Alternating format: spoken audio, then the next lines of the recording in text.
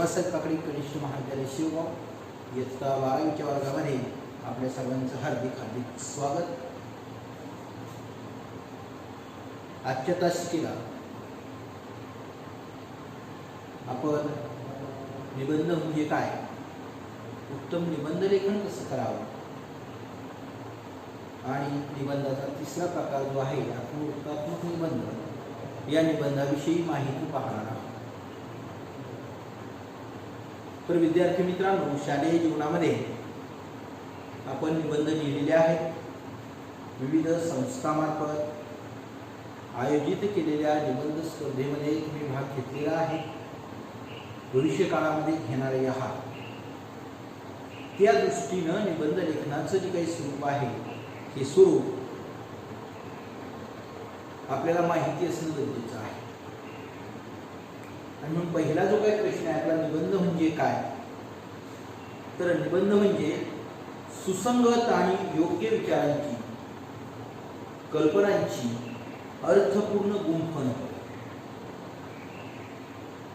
निबंध या शब्दाचा शब्दशः अर्थ जर आपण घेतला तर त्याला कुठलंही बंधन नाही असा होतो, परंतु जे काही बंधन नाही ते बंधन मात्र कवितेला, काव्याला जी बंधनं असतात, अलंकाराची असतील, वृत्ताची असतील, अशी जी काही बंधनं आहेत ती बंधनं या साहित्य प्रकाराला नसतात। आपल्या मनामध्ये आलेले जे काही विचार आहेत या विचारांना आहे तसं मांडण्याचा हा एक साधा सरळ असा साहित्य प्रकार आहे। मात्र असं जरी असलं तरी मनामध्ये येणारे विचार आहेत तसेच मांडण्यापेक्षा एखाद्या विषयाच्या संदर्भामध्ये ते आपण ज्यावेळी योग्य क्रमानं लावतो त्यावेळी मात्र त्याची जी परिणामकारकता असते ती परिणामकारकता वाढते आणि वाचक जो असतो तो वाचक देखील या लेखनाच्या वाचनामध्ये गुंतून राहतो। त्या दृष्टिकोनातून आपण निबंध लिहिला पाहिजे। आणि म्हणून निबंध लेखनाची पूर्वतयारी तर आपण पाहिलेली आहेच, निबंधाचं एकंदरीत स्वरूपही आपण पाहिलेलं आहे। मात्र पुन्हा एकदा आपण उजळणी करतो आहोत की उत्तम निबंध लेखन कसे करावे। मग आपला निबंध जर उत्तम व्हायचा असेल तर त्यासाठी जी काही पहिली गोष्ट आहे आपल्याकडं ती आकर्षक सुरुवात, एकात-एक गुंफलेले संयुक्तिक मुद्दे, या दृष्टिकोनातून आपण निबंध जो आहे या निबंधाकडे पाहिलं पाहिजे। आकर्षक सुरुवात, मग आता ही आकर्षक जी काही सुरुवात आहे ती सुरुवात आपल्याला करता येते एखादी गोष्ट सांगून, एखादी नुकतीच घडलेली घटना असेल, वर्तमानपत्रामध्ये असणारी एखादी हेडलाईन असेल, एखादं सुभाषित असेल, एखादं वाक्प्रचार असेल, एखादी म्हण असेल, तर याला सुरुवातीलाच घेऊन त्याचा अर्थ सांगत आपण आपल्या विषयाकडं येऊ शकतो। आणि म्हणून आकर्षक जी काही सुरुवात आहे ती सुरुवात आपण लिहिलेला जो काही निबंध आहे तो निबंध वाचकाला वाचण्यासाठी प्रवृत्त करते आणि आणखी पुढं काय आहे हे जाणून घेण्याची जी जिज्ञासा माणसाच्या मनामध्ये मुळातच असते, या जिज्ञासेला चालना देण्याचं काम आकर्षक जो काही प्रारंभ असतो, हा आकर्षक प्रारंभ किंवा आकर्षक जी काही सुरुवात आहे ती करत असते। या सुरुवातीमधूनच आपण ज्यावेळी विषयाकडे येतो त्यावेळी मात्र विषयामध्ये असणारे जे काही आपले मुद्दे असतात हे मुद्दे मात्र एकातून दुसरा निर्माण झाला पाहिजे। असे जर संयुक्तिक मुद्दे असतील, एकाचा संबंध दुसऱ्याशी असेल, दुसऱ्यातून तिसरा असेल, तर या प्रवाहानं आपण निबंध लिहित गेल्यामुळं वाचक देखील त्याच प्रवाहामध्ये एकदा पडल्यानंतर तो शेवटपर्यंत निबंध जो आहे तो निबंध वाचत जातो। आणि निबंधाचा जो काही शेवट असतो हा शेवट देखील परिणामकारक असला पाहिजे की योग्य प्रकारचा विचार देणारा, सारासार विचार देणारा, अशा प्रकारचा हा जो काही निबंधाचा शेवट आहे तो शेवट आपण करणं गरजेचं आहे। निबंध लिहित असताना योग्य ठिकाणी योग्य प्रकारच्या म्हणी असतील, वाक्प्रचार असतील, सुभाषित असतील, यांचा आपण तारतम्याने वापर केला पाहिजे. ती म्हणी असतील, सुभाषित असतील, वाक्प्रचार असतील, जिथं जिथं आपल्याला योग्य वाटेल त्या त्या ठिकाणी त्या म्हणींचा, सुभाषितांचा, वाक्प्रचारांचा वापर आपण योग्य पद्धतीनं करणं गरजेचं आहे. जी काय अवतरण चिन्ह आहे त्या त्या ठिकाणी जी काय अवतरणं आहेत ती अवतरण योग्य प्रकारचा अर्थ प्रतिपादन करण्यासाठी आपण आपल्या निबंध लेखनामध्ये वापरली पाहिजे. यानंतर पुढची जी काही गोष्ट आहे की अर्थपूर्ण शब्दरचना. अर्थपूर्ण शब्दरचना याचा अर्थ आपण निबंधामध्ये जे शब्द लिहित आहोत ते योग्य अर्थाचे असावे. विनाकारण निरर्थक जी काही रचना आहे ती निरर्थक रचना, निरर्थक शब्द यांचा भरणा आपल्या निबंध लेखनामध्ये असता कामा नये. विरामचिन्हांचा आवश्यक वापर केला पाहिजे. आणि म्हणून मी आत्ताच उल्लेख केला त्याप्रमाणे काही विरामचिन्ह हे अर्थदर्शक असतात, तर काही विरामचिन्ह हे केवळ विराम दर्शवणारे असतात. पण योग्य ठिकाणी जर आपण वाचताना थांबलो तरच योग्य प्रकारचा अर्थ प्रतिपादित होत असतो, अन्यथा अर्थाचा अनर्थ होण्याची शक्यता असते. आणि म्हणून योग्य ठिकाणी योग्य विरामचिन्ह जी आहेत ती वापरली पाहिजेत, की जेणेकरून आपण आपला जो काही विचार असेल तो विचार योग्य त्या परिणामकारकतेनं वाचकापर्यंत पोहोचवू शकत असतो. आणि म्हणून त्या दृष्टिकोनातून ही जी काही विरामचिन्ह आहे ती विरामचिन्ह अगोदर समजून घेतली पाहिजेत आणि समजून उमजून त्यांचा जो काही योग्य वापर आहे तो योग्य वापर आपण आपल्या निबंध लेखनामध्ये करणं गरजेचं आहे. त्यानंतरचा जी काही गोष्ट आहे ती योग्य आणि उत्तम असे निबंध लेखन आपल्याला करावायचं आहे, तर त्यासाठी आपण योग्य ठिकाणी परिच्छेद रचना केली पाहिजे. एक मुद्दा संपला तर एक परिच्छेद संपला पाहिजे. परिच्छेद संपत असताना शक्यतो पानाच्या शेवटी परिच्छेद संपावा असा संकेत आहे. शक्यतो पानाच्या शेवटी वाक्य तरी संपलं पाहिजे याची काळजी आपण घेतली पाहिजे. आणि एक विचार एक परिच्छेद, एकाच परिच्छेदामध्ये जर आपण जास्त विचार मांडत असू तर ते मात्र आपल्या दृष्टिकोनातून, परीक्षेच्या दृष्टिकोनातून थोडंसं तोट्याचं होईल. कारण तपासणाराचा एक दृष्टिकोन असतो की एक परिच्छेद आहे म्हटलं एक विचार असेल असं तारतम्याने गृहीत धरलेलं असतं. आणि म्हणून अशा वेळी आपला एक विचार जो आहे तो एक विचार संपला तर आपण नवीन जो काही परिच्छेद आहे त्या परिच्छेदाची रचना केली पाहिजे. सुयोग्य पद्धतीनं परिच्छेदांची जी काही रचना आहे ती रचना आपण निबंध लेखनामध्ये करणं गरजेचं आहे. आपलं जे काही लेखन आहे त्यानंतरचा मुद्दा की ते लेखन नियमानुसार सुवाच्य लेखन असलं पाहिजे. इथं दोन गोष्टी आहेत, एक तर लेखन नियमानुसार लेखन असावं आणि दुसरी गोष्ट सुवाच्य असावं. सुवाच्य याचा अर्थ ते सुंदर असावं अशी अपेक्षा आहे, परंतु सुंदर नसेल तर कमीत कमी आपण सोडून इतर कुठल्याही व्यक्तीला ते सहजासहजी वाचता आलं पाहिजे एवढं तरी सुंदर ते असलं पाहिजे. आणि निबंध लेखन याचा अर्थ महाराष्ट्र साहित्य परिषदेनं वेळोवेळी जे काही नियम पारित केलेले असतात त्या नियमानुसार आपलं जे काही लेखन आहे ते लेखन असलं पाहिजे. आपली त्यानंतरची जी काही गोष्ट आहे की प्रासादिक भाषा शैली, की शैलीच्या बाबतीमध्ये आपण पाहिलंय की शैली म्हणजे style. Style is man himself असं आपण म्हणत असतो. ही शैली ही प्रत्येकाची माणसाची स्वतःची वेगळी असते. कोणाच्याही शैलीची कॉपी आपण करू नये.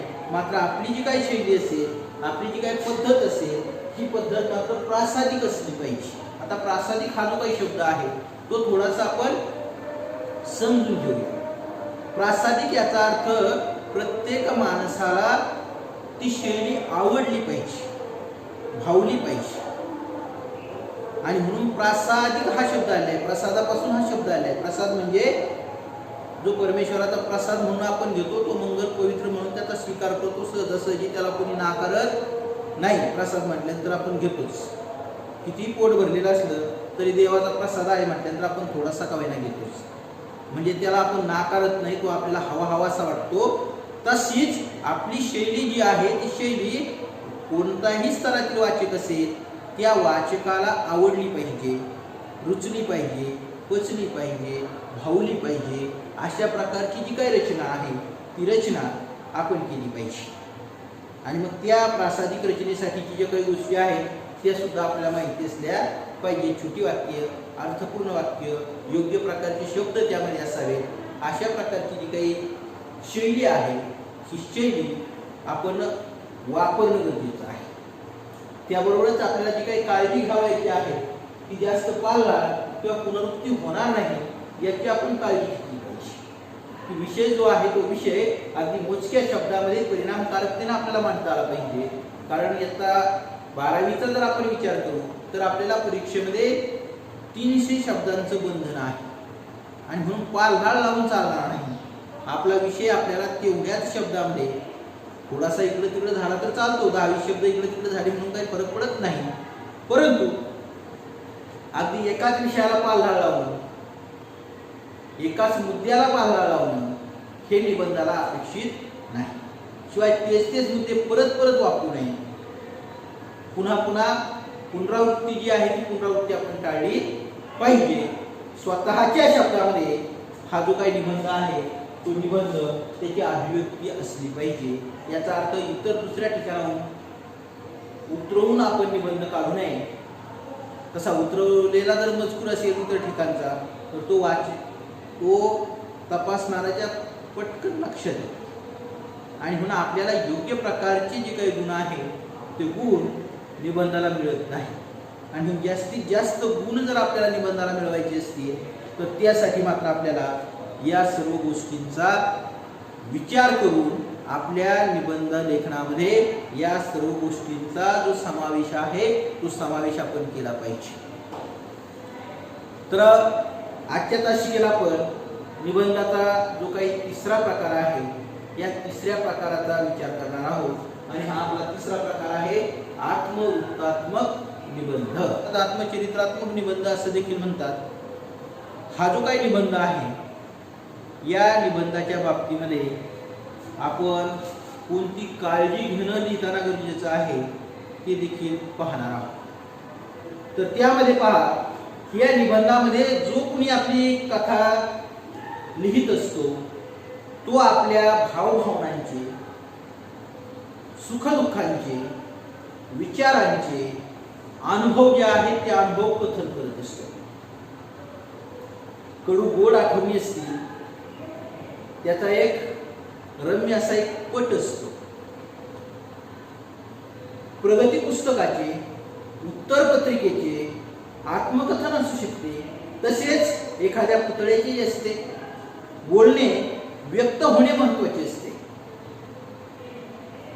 कोण बोलत आहे हे जसे महत्वाचे आहे तसेच ते बोलणे आतून येणं हे महत्वाचं आहे. ते बोलणं किती पोटतिडकीनं येत आहे त्या व्यक्त होण्यामध्ये उमाळा असला पाहिजे. काहीतरी वेगळे सांगण्याची उर्मी असली पाहिजे. त्या आत्मकथनाला भावनांचा स्पर्श लाभला पाहिजे. आत्मकथनात्मक निबंधात मी महत्वाचा असतो. मी म्हणजे तो कोणी सांगत असतो तो स्वतः, तो मी हा अत्यंत महत्वाचा असतो आणि तो तर असलाच पाहिजे तरच ते आत्मकथन होईल. पण आत्मकथनात मीपणा असावा. मी महत्वाचा आहे पण मीपणा नसावा. याचा अर्थ नीट समजून घ्या. नाही तो स्वतः सांगणार आहे परंतु फक्त स्वतःचा मोठेपणा जो आहे, अहमपणा जो आहे, गर्व जो आहे त्या गर्वासाठी, अहमपणासाठी मीपणा नसावा आणि मग तो असता कामा नये. उदाहरणार्थ पहा, नदीची आत्मकथा लिहिताना नदी प्रत्यक्षात समोर अवतीर्ण होऊन तुमच्याशी बोलणार नसते. तिथे ती बोलते आहे अशी आपल्याला कल्पनाच करावी लागते. आणि मुळात आत्मकथा जी आहे ही कल्पनात्मक जो काही निबंध आहे या कल्पना प्रधान निबंधाच्याच जवळ जाणारा हा प्रकार आहे. कारण यामध्ये आपण बहुसंख्य ज्या काही कल्पना आहेत या कल्पनांचा वापर करत असतो. आणि मग ही जी काही आत्मकथनं आहेत ती कोणाची असू शकतात नाही का. मी रस्ता आहे असं समजून रस्त्याची कैफियत असू शकते, त्याचं मनोगत असू शकतं, त्याचं गारहाणं असू शकतं आणि त्याचे हे जे काय अनुभव आहेत हे अनुभव शब्दबद्ध करणं तसं काही फारसं अवघड अजिबात नाही. मात्र त्यासाठी विषयाशी प्रयत्नपूर्वक एकरूप व्हावे लागते, विषयाशी तद्रूप व्हावे लागते. मग त्या विषयातील कल्पना असतील, विचार असतील आणि भावना असतील या तिन्हींची सांगड घालून प्रथम पुरुषी एकवचनी भाषेमध्ये स्वतःविषयीचं लेखन करणं म्हणजेच आत्मवृत्तात्मक निबंध होय. तर हा जो काय आत्मवृत्तात्मक निबंध आहे या निबंध प्रकारालाच मनोगत, कैफियत, कहाणी, आत्मकथन अशी देखील नावं वापरली जातात. अशा प्रकारच्या निबंधात ज्याचे आत्मकथन करावयाचे त्याच्या अंतरंगात आपण मनाने शिवून त्याची जी काही सुखदुःख असतात, अनुभव असतात याच्याशी एकरूप होऊन कथन करायचे असते. या कथानकात, या कथनामध्ये कल्पना विलासाला भरपूर वाव असतो. आपल्या स्वतःच्या कल्पनेनं अनेक कल्पना करता येतात. दिलेला जो काही विषय असतो या विषयाच्या अनुषंगाने घडलेल्या प्रसंगाचे संगतवार जे कथन आहे ते कथन करत बसण्यापेक्षा काही निवडक घटना, निवडक प्रसंग चटकदार पद्धतीने लिहिणे अधिक परिणामकारक ठरते. आत्मचरित्रात्मक निबंध लिहिताना त्या व्यक्तीच्या अंतरंगात शिरावे लागते. म्हणजे त्याला परकाया प्रवेश असं म्हणतात की तो परकाया प्रवेश आपल्याला करावा लागतो. दुसऱ्याच्या शरीरामध्ये, देहामध्ये शिरून त्याचे सुख दुःख हे आपल्याला समजून घ्यावे लागतात. आणि म्हणून ही मांडणी करत असताना आपण आता एक निबंध लिहिणार आहोत की तो निबंध तुम्हालाच लिहावायचा आहे. मात्र तो लिहित असताना त्या निबंधामध्ये काय काय अपेक्षा आहे हे आपण पाहणार आहोत. आणि म्हणून आपण तिसरा निबंध लिहिणार आहोत की पूरग्रस्ताचे मनोगत. आपल्याला निबंध लिहावायचा आहे पूरग्रस्ताचे मनोगत.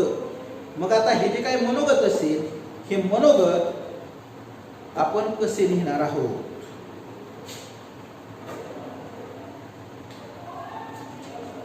नाही का, पूरग्रस्ताचे मनोगत आपल्याला लिहायचं आहे.